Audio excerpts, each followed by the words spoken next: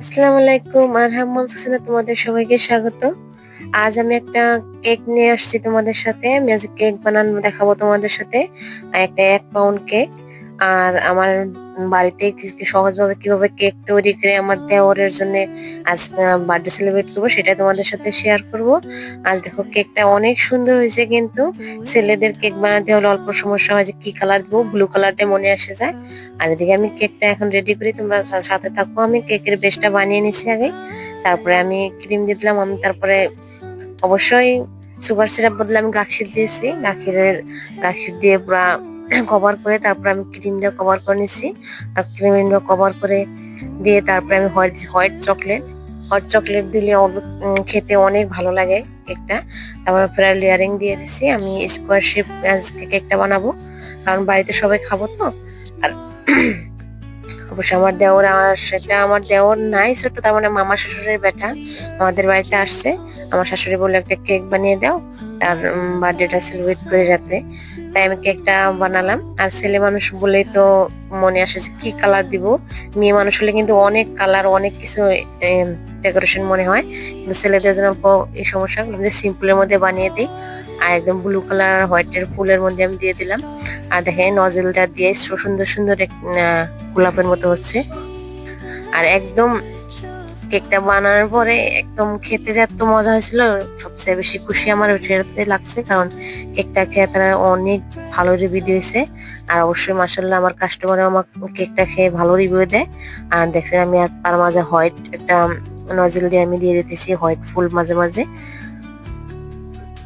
আর কেকটা বাড়িতে খাবো সেই জন্য আমি নর্মাল সিম্পলি বানালাম কেকটা। আর কেকটা আমার দেখছেন আমি কিভাবে ডিজাইনটা করে আছি। অবশ্যই আমার চ্যানেলটা অবশ্যই ভালো লাগলে একটা লাইক দিতে তোমরা কেউ ভুলবে না। আর সাবস্ক্রাইবও করে দিও। আর আমার ভিডিওগুলো কিরকম হয় অবশ্যই তোমরা কমেন্ট করে জানাইও। আর আমার দেওয়ারটা জানি না, আমার দেওয়ারটা রুমে শুয়ে আছে। আমরা কেক টেক রেডি করছিলাম। আর এতে ছোট মোটো খাওয়া দাওয়ার কিছু আয়োজন করছে। ঠান্ডার দিন তো, শীতের দিন আমার নানি শাশুড়ি আসছে, আর কিংবা আরো মামি শাশুড়ি আসছে, সবাই আসছে। তাদের জন্য কিবা কিবি করছে আমার শাশুড়ি, মানে গাখির পিঠা কিবা হাঁস যাবো করছে, তারা সেটাই করছে। আর এদিকে আমি কেকটা রেডি করছিলাম। কেকটা রেডি করতে আমার তো বাচ্চা এত বারবার ডিস্টার্ব করছিল, বারবার আসছিল যে আম্মা কেকটা আমি খাবো, কখন বার্থডে করব, কি করব, এসবই খালি বারবার করছিল। আর আমার কেক বানান ডিজাইনটা কিরকম লাগে তোমরা অবশ্যই কমেন্ট করে জানাইও। আমি তারপর আমার সাইড দিয়ে আমি ফুল দিয়ে দিচ্ছি, তারপরে মাঝে আমি অল্প ক্রিম দিয়ে ব্লু কালার ক্রিম দিয়ে করে দিলাম, তারপর একটা বার্থডে টপার দিয়ে দিছি। আর অবশ্যই তোমরা আমার নাম লেখাতে যাও না, কারণ আমি অনেক টাইম খাড়া হয়ে কাজ করছি। তারপরে আমার ঘরে কিবা কাজ ছিল অনেক করছি, তারপরে আমার ঠ্যাংটা জানি একদম এত অবশ্যই আসছিল, আমার হাতটাও পুরা কাঁপছিল। আমার নামটা লিখতে এরকম হয়ে গেল যে একদম দেখতে জানি একদম বিশ্রী হচ্ছে। আর অবশ্যই আমার কেকে আমি কেক দিয়া লিখতে অল্প কমই পারি, কিন্তু অবশ্যই তোমরা সেটা ভুল ছেড়ে দিও না। আর আমি তারপরে গোল্ডেন ডাস্ট দিয়ে দিছি, আর অল্প দেখার জন্য ভালো লাগার জন্য, মানে বস্তুটা ফোকাস হওয়ার জন্য গোল্ডেন ডাস্টটা দিয়ে দিলাম অল্প। আর দেখো প্রায় কমপ্লিট হয়ে আসছে। এদিকে আমি একটা ক্যান্ডেল দিয়ে দিলাম, তারপরে আমি কটা সুগার বল দিয়ে দিলাম, দিয়ে আমার কমপ্লিট হয়ে আসছে প্রায় কেকটা। আর তারপরে আমি দিয়ে দিব সাইড দিয়ে, দেখলাম যে অল্প হালকা লাগতেছে, বাটারফ্লাইটা দিয়ে দিলাম। বাটারফ্লাই দিলে হয়তো ভালো লাগবে, তার জন্য আমি লাস্টে বাটারফ্লাই কটা দিয়ে দিলাম। আর বাটারফ্লাই ভাবছিলাম দিব না, ছেলেদের বার্থডে আর নাম ছিল আমার দেওয়ারের মাসুদ। তাই মাসুদ লিখে তারপরে আমি বার্থডেটা দিয়ে দিলাম, কারণ বাটারফ্লাই দেওয়ার পর অল্প ভালো লাগছিল কেকটা দেখতে। তারপর বাটারফ্লাই দিয়ে দিলাম। অলরেডি আমার কেক বানানো কমপ্লিট হয়ে গেছে। আর এখন আমি দেখাবো আমার দেওয়ার কিভাবে কেকটা কাটলো, কি করলো, কিভাবে এই করলাম সেটাই দেখো। আমার কেকটা কিরকম হয়েছে অবশ্যই কমেন্ট করে জানাবো কিন্তু তোমরা সবাই। এদিকে কেক বানানো কিন্তু অনেক টাফ, কারণ একটা কেক বানাতে অনেক সময় লাগে। আর যারা ফার্স্ট রানিং কেবল শিখছে তাদের তো একটা কেক বানাতে প্রায় সারা দিনই যায়। আর যখন কাজ করতে করতে অভ্যাস হয়ে যায় তখন অল্প টাইমটা কম লাগে। আর কেক বস্তুটা খুবই সেন্সিটিভ বস্তু, আর খুবই টাইম লাগে, আর খুবই স্লো ভাবে করতে হয়। ক্যামেরা দেখলে তো মনে হয় যে খুব জলদি হয়ে যায়, কিন্তু সেরকম না। এদিকে আমরা কেকটা রেডি করা হয়েছে।